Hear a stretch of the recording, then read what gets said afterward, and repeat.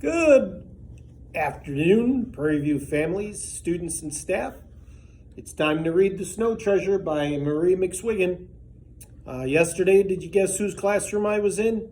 If you said Mrs. Buckner's, you were correct. I was in Mrs. Buckner's class on the second floor. I'm in somebody else's classroom today, so maybe you could figure it out with just a little stuff behind us. We're on chapter 9. Peter was sure he had not been mistaken, but here was Thor's Rock, and there was no cave anywhere that he could see.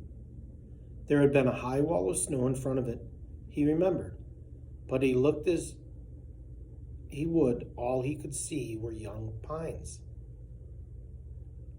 Ole said it was where the rock curved, so you could stand in the heavy rain and not get wet.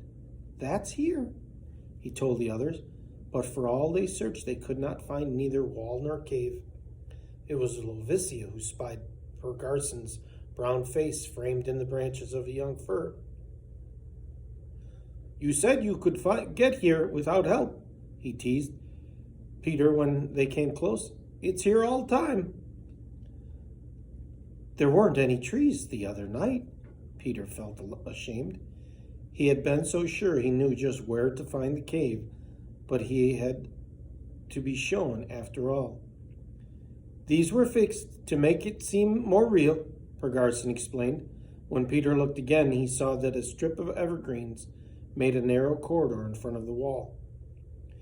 You made it since the night I was here? Since the night before last?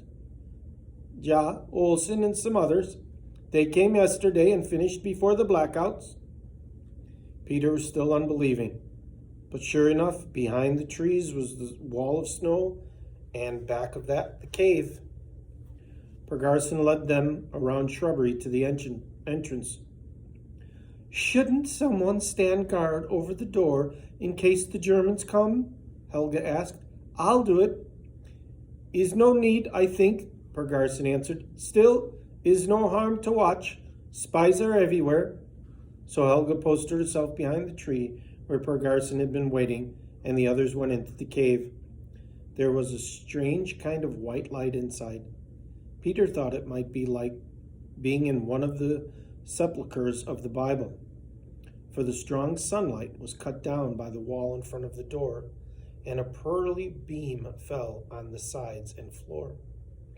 Garson went at once to the end where a stack of brown bricks rose up like a garden wall.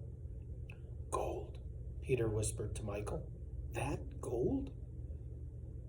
Peter agreed with Michael that it was hard to believe that each of those brown bricks was money enough to buy an airplane. Garson began lifting bricks down the bricks. He laid 4 of them side by side on Peter's sled. Then he went to the far side of the cave to a pile of brown sacks like potato sacks, the bags that had covered the bricks on their journey to the cave. He carried one of those to Peter's sled. He folded it twice and laid it over the rectangle of bricks. Next, the rope. He produced a new cloth line, and with it began lashing the sack and bricks to the sled. Over and over went the rope. Then he drew out a long knife and cut the clothesline. We could help you, Garson, Peter suggested. Then we could start sooner. Nah, this must be done right. We could do it right. Nah, your Uncle Victor holds me to blame if anything goes wrong. He says we can't have the rope coming loose and the bricks falling in the snow. One time for that, and the Germans would have our gold. They watched him take down more bricks for the next sled, then more for the next and the next. For an old man, he worked quickly. With each sled, the same procedure. First the bricks, then the sack folded twice, then the clothesline.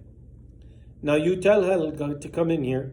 I think we can be safe these for a few minutes. Michael went to get Helga. She had seen nothing more than a few squirrels. Now I show you how to untie the rope, Garson pronounced. When you get to the snake, you first look for a pair of trees that have fallen and covered with snow. They're about 200 feet apart. Be sure you find them, for that's the place your uncle thinks it's safe. Now you untie the knots, and so. Can you do it? Try. He laced the bricks onto the sled again, and Peter tried to untie them. He was clumsy at first. Instead of openings, he made knots, but after a time he learned how to untie the rope. When it came Helga's turn, she gave one quick pull and the rope dangled from her hand. Good, you learned things fast, Pargarson praised. Each of them had to prove he knew how to unload the sleds. Michael was slower than Peter to learn. He tried again and again, and each time succeeded only in making the knots tighter. Never mind, Peter was anxious to get started. I'll untie it for him. Nah, he'll have to know.